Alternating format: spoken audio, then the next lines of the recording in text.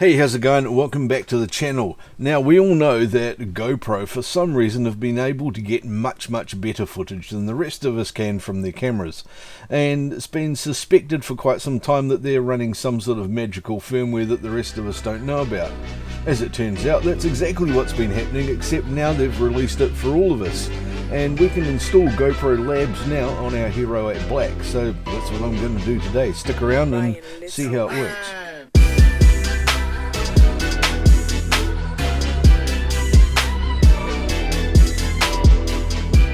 Okay, so I've got my Hero 8 Black here, and I've just downloaded the new GoPro Labs Firmware, which can go onto the Hero 8 here and add a whole pile of new functionality onto it. I thought it'd be fun to have a look at it and see what it can do. Apparently it's pretty spectacular, so let's have a look and see what the features are. Now, the first feature is the Real Steady Go, which is basically the hyper smooth on acid. It optimizes the GoPro footage to be run through the Real Steady stabilization software. So what that's going to give you is kind of the hyper smooth, which is done in the camera, and what they can do, it captures the best quality footage it can and ties GPS data in with that footage so that you can run it through Real Steady Go and get absolutely immaculate footage, a bit like this.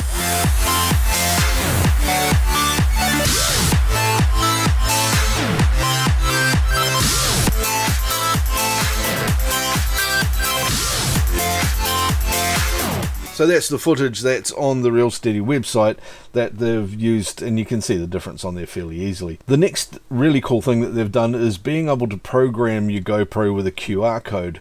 That's a QR code, it looks like this thing up here, and you can point your GoPro at one of these and it will set a whole pile of things up, different modes and settings and things, including some functionality that you can't get through the menus.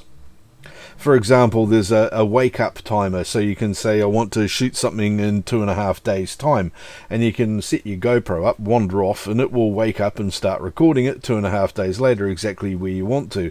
An example of this was done with a rocket launch, where they set the GoPros up and they had to leave them there 72 hours before the launch time. They weren't allowed back on site, so they created this hack. They put the GoPro down, turned off. 72 hours later it started itself up and started recording, and they got the rocket launch from several angles. You can see that on the GoPro website. I'll put a link to that down below. As well as that, you can trigger the GoPro on motion detection, so it won't record, but it'll be watching, and when it detects some motion, it'll start recording then. And also something useful for skateboarders and race drivers and that sort of thing is speed detection, so it'll start recording when it detects that the GoPro is moving along, so using all the GPS data and everything inside there as well. You can also now personalize the GoPro and put a prefix on the footage, so if you're running multiple cameras, for example, you can have it called camera 1, camera 2 and camera 3. Oh, and another really cool feature is the ability to time sync them using QR codes as well. So you can have multiple cameras, show them all the same QR code, and they will time sync off that, and that's a pretty awesome feature. Now, this needs to be downloaded and installed manually, so you come to the support hub here and click the download link. Once that's pulled down, you just need to extract the zip file and then expand that out until you can see the update folder. Drag that across, let that copy over. It just takes a moment. This is to the camera's SD card, by the way. And once this is open, I'll just expand that and show you what's inside it. It's just a few of the normal update files that you see in a lot of this sort of thing. There you go. I've copied it onto this SD card here, and I'm about to put it into the side of my GoPro. That's real easy. You know how to do that. There's just a little slot in the side there. You just drop that in there and push it until it clicks. I like to use another SD card to push it in because it just happens to be around the right size, and I've got lots of them floating around. And there you go, the SD card is in there, and now you can turn the GoPro on and it should update the firmware. So, and now that I've got the SD card in there with the update folder on it, I can just turn that on. It recognizes straight away that the update is there and ready to go, and should start installing it. And there it restarts, and the GoPro Labs beta firmware has been applied. There you go. Now if I just to swipe down at the moment, go and have a look at preferences, and I think about is down here, and camera info, it'll show you that it's got that new version firmware applied. And there we go. Right, let's go have a play with this and see what we can do with it.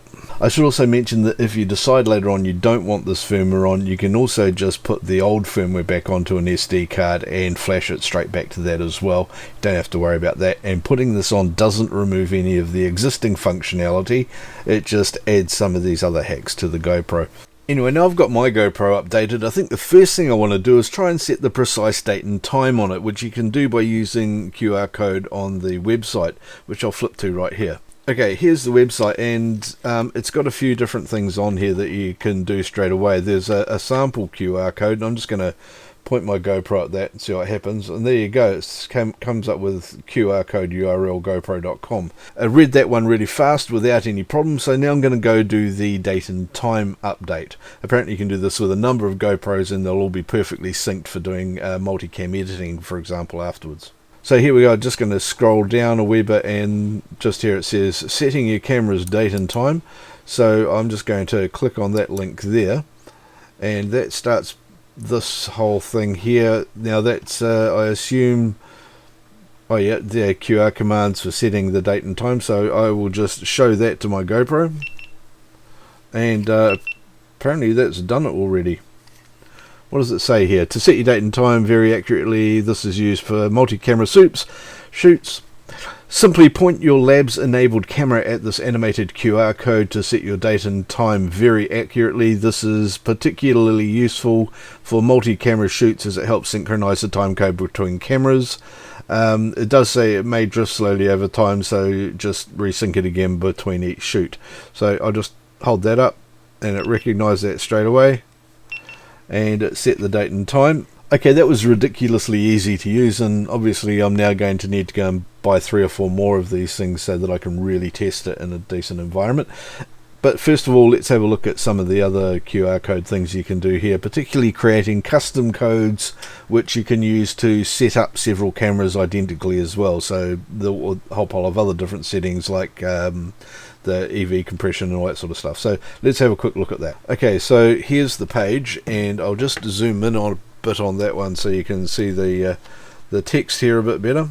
Okay, so that's the date and time one, and now here's the section where you can create your own QR codes to synchronize the settings across multiple cameras. So I don't need to read that because I'm a guy, and I can just click on that and wait for it to open up. And now here's a whole pile of different settings that you can set for your GoPro. This is looking pretty cool actually. So I can set it to run video at 4K, and I want it at 25 frames a second, and let's have a look at linear mode.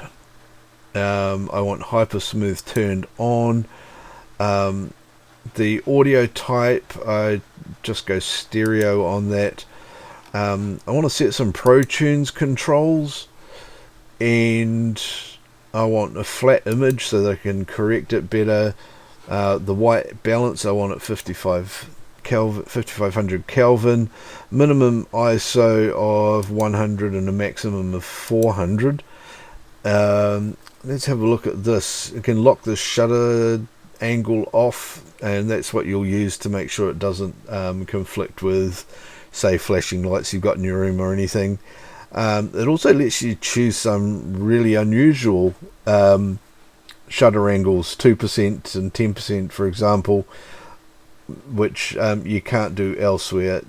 The exposure compensation, I'll set that at -0.5 just because I can. Sharpness I want to put on low. I like to be able to sharpen it myself and not just use the GoPro sharpness. Raw audio, I'm not going to worry about that so much because I'm not typically recording audio on the GoPro. What else have we got here? There's some delay actions, which is cool. So you can set this to shut down and capture in a certain number of hours. So that's the wait timer, which is cool. So it's actually shutting down and then starting up later on rather than just being in sleep mode. and you can tell it to capture for a certain period of time. Down here, as we were talking about before, you can start based on motion detection. That's interesting, and set the sensitivity levels. You can start a delay and masks. I'm not sure how all of that sort of stuff works. That's something I'm going to have to read a bit more about and create a new video on. The GPS velocity, so you can say start recording when you're running for when it's moving at 10 kilometers an hour, for example. And to hold time for seconds will be to make sure it doesn't stop too quickly. So to make sure to run for at least 60 seconds or something like that after it comes to a stop. Repeat command, so you can tell it to run every 24 hours. Oh, that's pretty cool.